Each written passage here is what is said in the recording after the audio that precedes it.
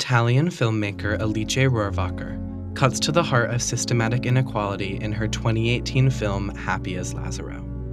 Premiering to critical acclaim at Cannes, the film follows the life of Lazzaro, a pure-hearted young man living with his extended family on a remote sharecropping estate. His family's life changes when the illegal sharecropping is uncovered, and they are brought to the city in an attempt to give them better lives.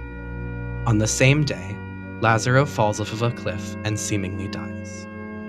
Miraculously, he awakens, and he finds himself decades in the future, experiencing firsthand the stark similarities between the deprivation in rural and urban life. Through the lens of magical realism, Happy as Lazzaro paints a devastating portrait of poverty's persistence across time and space. But beneath its critique of systematic inequality, does the film offer any hope for a better future? Or does it simply show us a broken cycle destined to repeat forever?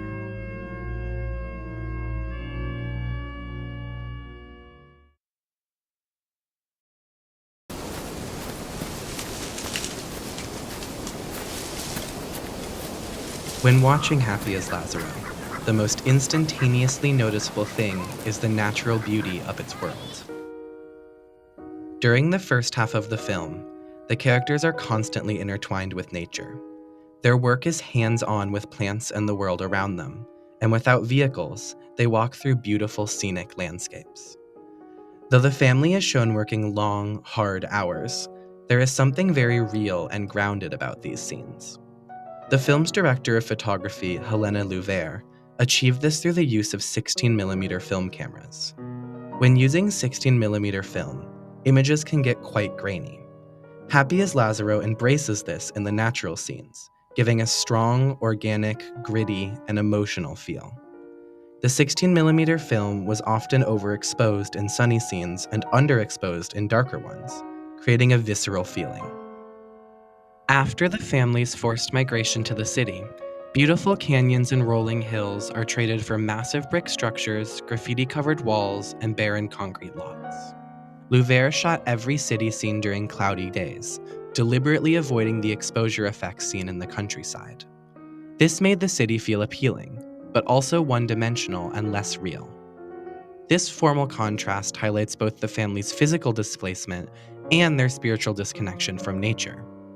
Though they escape the physical toil of farm labor, they enter a new form of oppression in the city. While the family briefly shows interest in the natural world through edible plants that Lazzaro finds on the side of the road, this connection proves impossible to maintain in their urban environment. Through these choices, Rohrwacher's answer to the question of any glimpse of hope for the future within this urban environment is clear. No positive future exists for the lowest class within these oppressive cityscapes.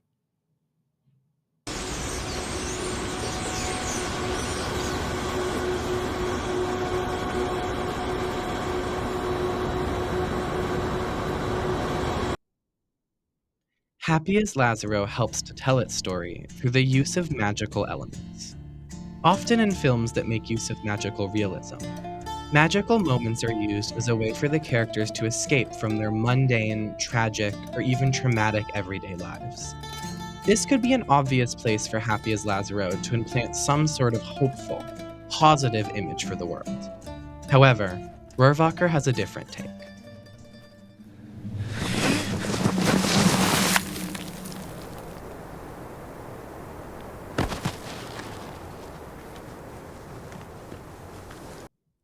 The most obvious use of magic in the film is the time travel that takes place after Lazzaro's death and resurrection.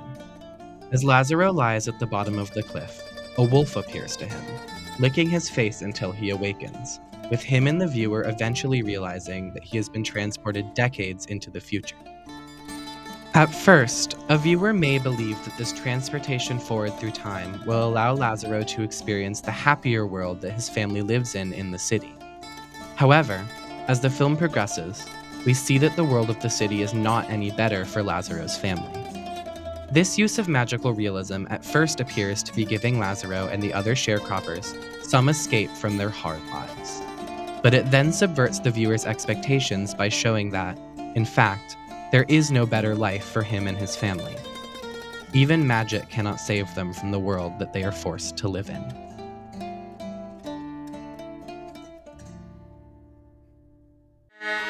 Sembri un garofoletto dentro a un vaso. Sembri un garofoletto dentro a un vaso. The final central theme of the film is Lazzaro's own personality.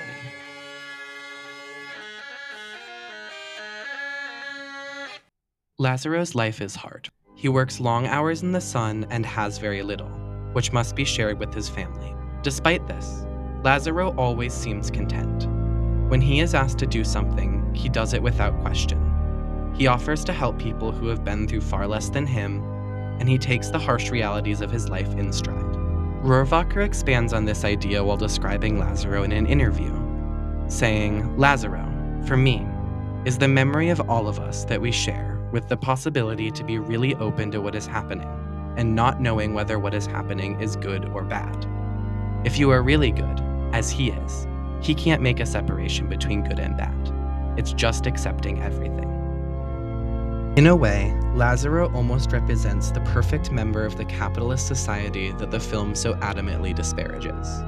But in the end, he is too perfect for this world. Near the end of the film, Lazzaro is reunited with Tancredi, the son of the woman who ran his family's sharecropping estate, who has lost everything to the bank after the illegal sharecropping was discovered. Despite having every reason to be angry with Tancredi, Lazzaro decides that he wants to help him get back the estate. In the final scene of the film, Lazzaro accidentally trips the bank's alarm system, and the staff and customers believe that he has a firearm, becoming panicked.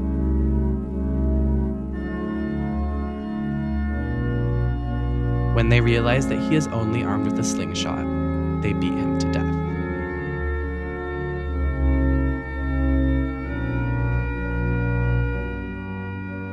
In the end, Lazzaro's attempt to help someone who is already better off than himself is what leads to his death. His effort to be a kind individual who helps those he cares about is so completely misunderstood by his society that they kill him. There is something striking about this scene. As Lazzaro is brutally beaten, he shows no signs of remorse, sadness, or even pain. In fact, he looks content. As he dies, a wolf appears next to him. Earlier in the film, we hear the story of a wolf pushed from its pack, left to starve alone in an unfamiliar world.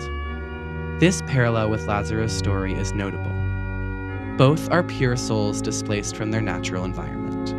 The wolf, like Lazzaro, represents something ancient and authentic, struggling to survive in a modern world that has no place for it. Yet unlike the lonely wolf from the story, Lazzaro maintains his connections to others throughout the film. We see this in small acts of community. The family offering what little they have to Tancredi and his wife, their constant sharing of food and drink, and their continued love for one another even as they bicker and struggle. In the end, as Lazzaro dies with the wolf by his side, we see both the tragedy of isolation and the endurance of connection. A lone wolf and a pure soul, together in a strange world. This is where we find a glimmer of hope in Lazzaro's story. Rohrwacher suggests that while systematic change may be impossible, individual acts of kindness and community persist. The world may reject Lazzaro's pure-hearted nature, but it cannot corrupt it. His contentment, even in death, becomes a form of resistance against a society that would strip him of his humanity. While the film offers no hope for structural change, it finds meaning in these small acts of human connection and authenticity, suggesting that even in the darkest of circumstances, our capacity for kindness and community endures.